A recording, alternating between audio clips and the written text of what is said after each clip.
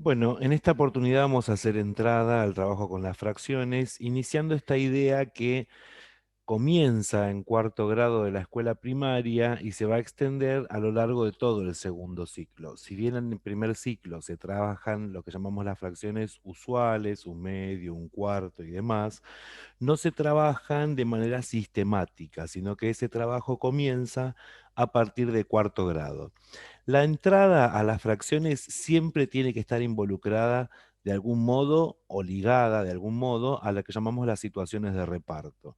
Esas situaciones de reparto, como las que vemos acá, por ejemplo, donde se nos dice, bueno, que se reparten una determinada cantidad entre cuatro. Fíjense que esto va a estar ligado ni más ni menos que a la idea de la división, porque en principio uno comenzaría esto a partir del 17 dividido 4, que nos da cociente 4 en este caso y resto 1. Ahora, fíjense que si nosotros observamos los problemas que aparecen acá en pantalla, vamos a poder acordar seguramente en que esa misma cuenta es la que nos va a permitir resolver tanto el primero de los problemas como el segundo. Pero si bien la cuenta es exactamente la misma, acá va a haber una diferencia importante. Porque, por ejemplo, en el principio nos dice que tenemos 17 globos entre 4 niños para repartir y la segunda son 17 chocolates entre 4 niños. Acá lo que interesa tener en claro es cuál es o cuáles son las magnitudes que intervienen. En este caso nosotros decimos, por ejemplo, que tenemos 17 globos y 17 chocolates. ¿Cuál es la diferencia principal en si lo que sobra puede o no seguir repartiéndose? En el caso de los globos, claramente, como los globos refieren a una magnitud que nosotros llamamos una magnitud discreta, el hecho de que la magnitud sea discreta significa que solamente puedo considerarla en términos de una porción entera. Es decir, yo no puedo pensar en términos, supongamos que hubieran sido lápices. No tiene sentido estar pensando en un cuarto de lápiz. O, como en este caso, los globos. No tendría sentido pensar en un cuarto de globos. Cuando una magnitud, por el contrario, resulta ser una magnitud que es continua, lo que sobra puede seguir repartiéndose. En ese caso, la división lo que me está indicando es que claramente repartir 17 chocolates entre 4, cada uno va a recibir 4, pero después queda este valor que nosotros conseguimos acá, este uno que tenemos acá. Vamos a reflexionar sobre lo siguiente. Yo tengo que pensar que ese uno representa a uno de los chocolates que voy a tener que seguir repartiendo. Y para repartir, uno podría pensar de la siguiente forma. Como el reparto es un reparto equitativo, es decir, la idea de equitativo es que todos reciben la misma cantidad, entonces lo que podemos decir es que ese chocolate que sobra es el que yo tendré que dividir en 4 partes a su vez iguales, y ahora ya no tengo una cuestión entera para resolver, sino que tengo que otorgar o devolver partes en términos de esa división. Por lo tanto, lo que nosotros decimos es que claramente, fíjense, si yo coloreo de distintas formas esto, eso me va a permitir a mí indicar de algún modo que cada uno en ese reparto recibirá 4 chocolates enteros más esto que tenemos acá, que como el entero, ese chocolate entero, queda dividido en 4 partes iguales, lo que nosotros terminamos diciendo es que es 4 más un cuarto. Ahora, lo que tienen que tener presente es que la propia división también está dando pautas de esto, porque ustedes fíjense que este un cuarto que consiguen es ni más ni menos que el resto dividiéndose por esto, por el divisor, o sea, el resto con el divisor. De manera tal que para que el reparto sea equitativo, nosotros que tendríamos que entregar 4 chocolates enteros y un cuarto, o sea, una de las 4 partes en las que tengo que dividir el chocolate que sobró. Eso lo puedo hacer ¿por qué? Porque el chocolate se considera una magnitud continua, entonces puede seguir dividiéndose lo que sobra. Pero no ocurre lo mismo con los globos, con los lápices y con otro tipo de magnitudes que consideramos nosotros como magnitudes discretas. Fíjense en el caso del problema 3 y del problema 4. En el caso del problema 3, nos dice que Martín colecciona autitos de carrera, tiene 86 autitos y quiere guardarlo en 4 cajas, de manera tal que todas tengan la misma cantidad. ¿Cuántos autitos debe colocar en cada caja? Si nosotros observamos esto, según lo que ya conocemos de la división, ese 86 dividido 4 nos permitiría escribir, por ejemplo, 20 acá, que son 80, sobran 6, 1, y fíjense que en este caso nosotros diríamos, bueno, menos 4 son 2. En realidad, ¿qué es lo que me está diciendo? Que si quiere guardar todos esos autitos, la única posibilidad que tiene es en cada una de esas 4 cajas que propone el problema, en cada una de las 4 cajas que me está proponiendo el problema, debiéramos de colocar 21 autitos. Pero ¿qué pasa? Al tratarse los autitos de una magnitud que resulta ser una magnitud discreta, ¿qué es lo que va a ocurrir con estas cajas? En realidad me está diciendo, bueno, las 4 cajas que tenemos tendrá que contener dentro de cada caja 21 autitos en ese reparto que hacemos nosotros. Pero como me dice que todas las cajas tienen que tener la misma cantidad, el problema es qué es lo que ocurre con estos dos que tenemos acá. Entonces, estos dos que nosotros tenemos acá, en realidad requerirían, por tratarse de una magnitud discreta, que yo agregara otra caja, una quinta caja, donde solamente incorporaría dentro de esa caja a los dos autitos que estarían faltando, ¿sí? Que no entraron en la otra.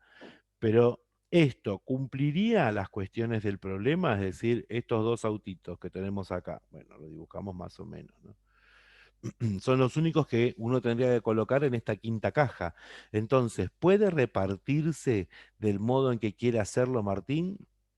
Claramente no, porque estos dos autitos no los puede repartir, porque donde los coloque, entonces ya sería no válida la cuestión de que todas las cajas o todas las cajas tienen que tener la misma cantidad de autitos. Ahora, fíjense qué es lo que ocurre, porque esta cuenta, al igual que nos pasó con la anterior, fíjense que les terminaría a ustedes resolviendo el problema que figura como 4 y el problema 3. Entonces, pero en el problema 4 nos dice que tenemos 86 centímetros de una cinta. Entonces la magnitud en ese caso es continua. ¿Cómo me doy cuenta si algo es continuo o discreto? Si se puede medir, todo lo que yo pueda medir es continuo. Todo lo que yo pueda únicamente contar es discreto. Entonces, por ejemplo, la longitud de una cinta yo puedo medirla. Entonces, la longitud de la cinta refiere a una magnitud continua. Entonces, ahí sí, lo que sobra voy a poder seguir repartiéndolo. Y entonces, lo que nosotros pensaríamos acá será lo siguiente, que vamos a ver cómo lo resolvemos. Vamos a pensar entonces que ahora la misma cuenta me permite a mí establecer una solución para el problema 4, pero lo que dijimos es que como la longitud de la cinta se trata de una magnitud continua, yo puedo seguir repartiendo lo que sobra. En este caso, fíjense, lo que nosotros tendríamos acá, lo que me están sobrando a mí, son 2 centímetros, porque yo estoy dividiendo centímetros por una cantidad. Entonces, esto que están sobrando son centímetros. Vamos a suponer que cada una de estas franjas que yo dibujé acá representaran esos centímetros. Es decir, esto equivale a esos centímetros que me quedan repartir. Como yo tengo que armar acá, dice, con esa cinta de 86 metros hay que armar 4 moños iguales y necesito averiguar qué largo tiene que tener cada uno de esos moños, entonces claramente lo que nos sucede acá es esto. Nosotros decimos, bueno, esto debería de repartirse también, cada uno, lo vamos a pensar que cada uno necesita repartirse entre 4. Entonces, ustedes observen que puntualmente lo que estamos indicando acá es lo siguiente. Digo, bueno, a ver, supongamos que yo identifico, esta parte de lo que sobró corresponde a un moño. Y del otro centímetro también le va a tener que corresponder una de esas partes.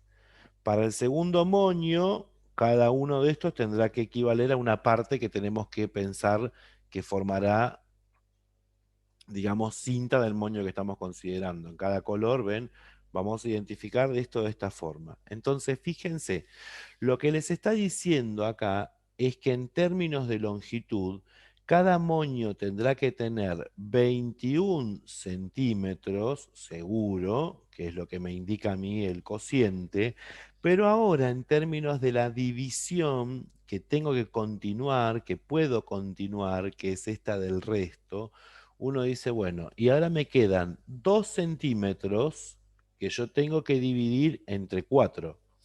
Y 2 centímetros divididos entre 4, lo que me voy a dar cuenta es que, por ejemplo, si considero la parte rosa sería, como vimos antes, esto correspondería a un cuarto del centímetro. Y esto también corresponde a un cuarto del centímetro. Por eso, lo que decimos nosotros es que en definitiva son 21 centímetros y 2 cuartos de centímetro, que sería la medida que tendría que tener o la longitud que va a tener cada uno de los moños. Entonces, de ese modo, lo que sobra se repartió de manera equitativa. Hagamos de cuenta que cada color representa uno de los moños. Un moño, el rosa representaría la parte que le corresponde a un moño, los naranjas a otro moño, los celestes a otro, los violetas a otro. Entonces, ahí está la idea detrás de este concepto. Y para el último, fíjense que les dice, 4 amigos deciden repartir entre ellos y en partes iguales 45 pesos que obtuvieron en un premio de lotería. ¿Cuánto le corresponde a cada uno? ¿Cuánto corresponde a cada uno? Esto quiere decir que en términos del problema, nosotros digamos, partimos de la idea que tenemos 45 pesos para dividir entre, fíjense, 4. Entonces, esto nos permitiría pensar que acá tendríamos 11 menos 44 que restamos acá, terminaríamos obteniendo un peso, que sería el resto. Entonces, yo ya sé que cada uno va a recibir seguro, seguro 11 pesos. Pero como el dinero también corresponde a una magnitud que nosotros consideramos continua, fíjense que acá la representación pasaría exactamente por lo mismo. Hagamos de cuenta que esto es lo que representa para nosotros el peso que hay que seguir repartiendo. Entonces, si consideramos que este peso que tenemos que repartir hay que dividirlo entre 4, ¿sí? Esto correspondería a la representación que nos hacemos nosotros del peso que continuamos repartiendo. Entonces, claramente, cada uno de estos colores entonces estaría representando a cada uno de los chicos. Si ponemos, por ejemplo, esto de esta forma, decimos, bueno, entonces acá, si cada uno de esos colores representa a uno de los chicos, esto en realidad, esta parte sería para nosotros un cuarto de peso, un cuarto de peso. Entonces reciben en total 11 pesos más un cuarto de peso, un cuarto de peso, que más adelante vamos a ver que esto va a conducirnos a la idea de las expresiones decimales. Entonces, el concepto de fracción aparece siempre dentro de lo que tiene que ver con las nociones de repartos equitativos. Y en términos de los repartos equitativos, ustedes piensen que interesa cuáles son las magnitudes que intervienen. Y esas son discusiones que se tienen que dar dentro del trabajo del aula.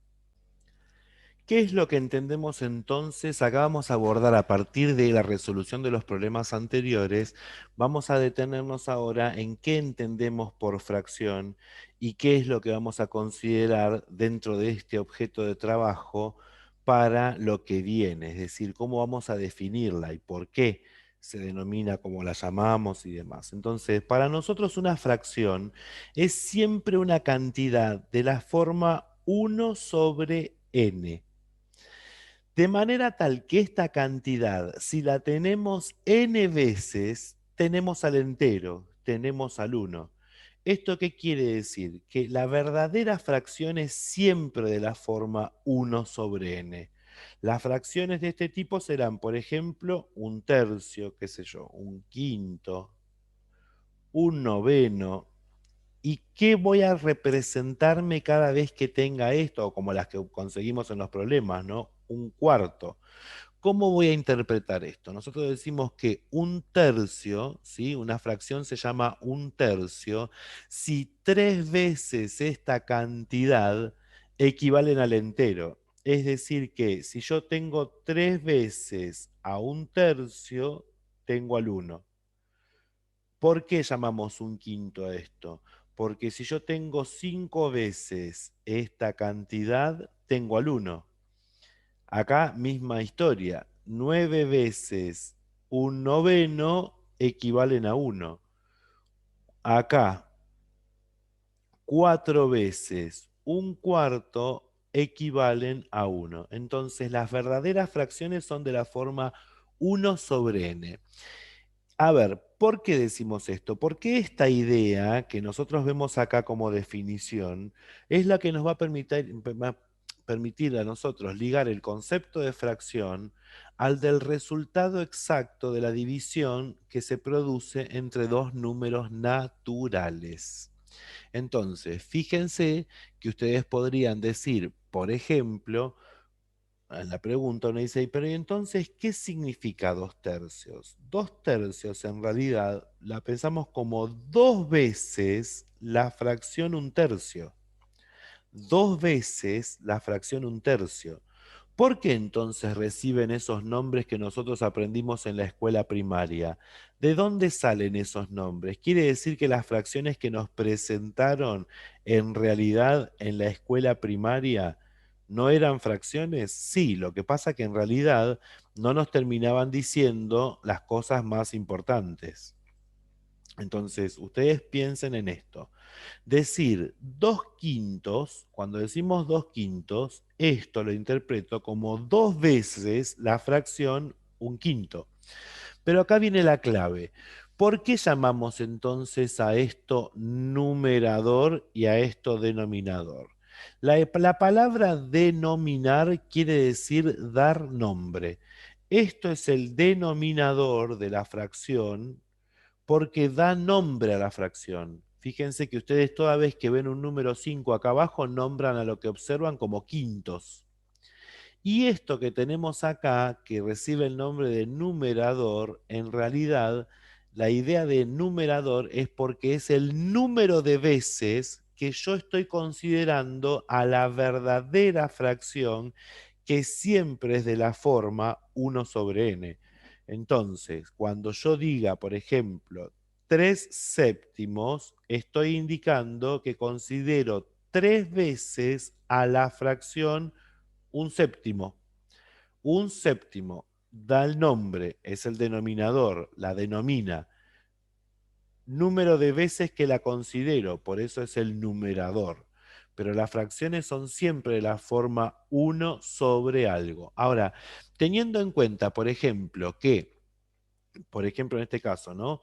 Decíamos que un quinto lo voy a pensar como si tengo cinco veces a un quinto, tengo al entero.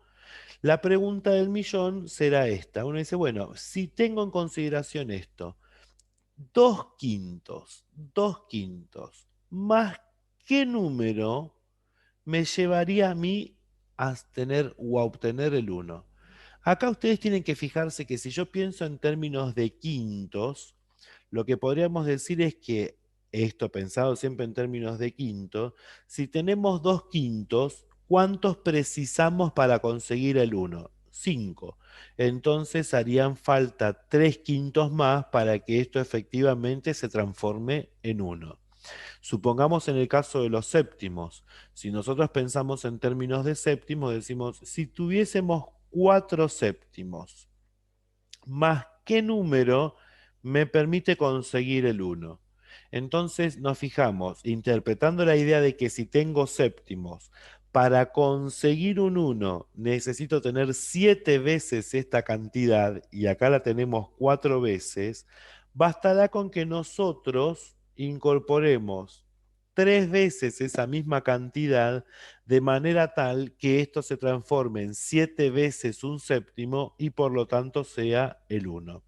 Este tipo de problemas permite reflexionar acerca del concepto de fracción, acerca de este concepto de numerador como número de veces que tenemos a esta cantidad, y de ese modo poder ir operando no en términos de la suma de fracciones, sino en términos de la consideración, de la construcción del concepto, de qué se va a entender más adelante cuando hablemos de entero, porque el entero para nosotros es siempre el uno, es siempre llegar u obtener al número uno.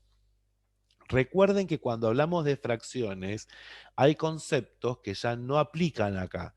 Las fracciones no tienen múltiplos, no hay múltiplos, eso lo tenemos que tener presente. Esa relación es únicamente una relación que nosotros podemos establecer con números enteros, pero no con fracciones. Entonces, esas cuestiones son las que empiezan acá a operar en términos de cómo se construye ese concepto. Avancemos un poco en estas relaciones que establecimos recién. Si nosotros dijésemos, por ejemplo, tenemos 3 quintos, más qué fracción me permite llegar a 2. Y acá la idea va a ser que recapitulemos cómo interpretamos al 2. Yo sé que el 2 es uno más uno. Pero como estamos en términos de fracciones, si yo quiero, en términos de quintos además, ¿no? Si yo quiero conseguir un uno, necesitaría tener 5 quintos. Y si necesito conseguir otro uno, necesito otros 5 quintos más. De manera tal que ustedes acá observan que para conseguir un 2 necesitarían poder juntar un total de 10 quintos. Si acá tenemos 3, entonces, ¿cuántos quintos más precisaríamos? Y fíjense que la respuesta termina siendo 7, porque acá la idea es que si estamos en quintos, para llegar a un 2, yo necesitaría juntar 10 veces la cantidad un quinto. Del mismo modo, podemos razonar con problemas cada vez más complejos. Si nosotros dijésemos, por ejemplo, si tenemos acá 2 tercios más qué fracción menos qué fracción me permiten llegar a 2. Entonces, si estamos en tercios y razonando de la misma forma, ustedes tienen que darse cuenta que yo para llegar a un 2 necesitaría juntar un total de 6 tercios. Es decir, que todo lo que pueda llegar a sumar en términos de los numeradores tendría que darme finalmente por resultado un 6. Acá sabemos que escribimos un 3 y acá también un 3. Supongamos que yo escribiese acá un 8. Entonces tengo 2 más 8 son 10, pero necesitamos 6. Entonces yo tendría que restar acá, por ejemplo, 4 tercios. ¿Es la única posibilidad de conseguir un 2 completando este espacio y este espacio? No, claramente hay otras. Y esos son los problemas que se tornan interesantes en términos de la discusión que se puede dar dentro del aula.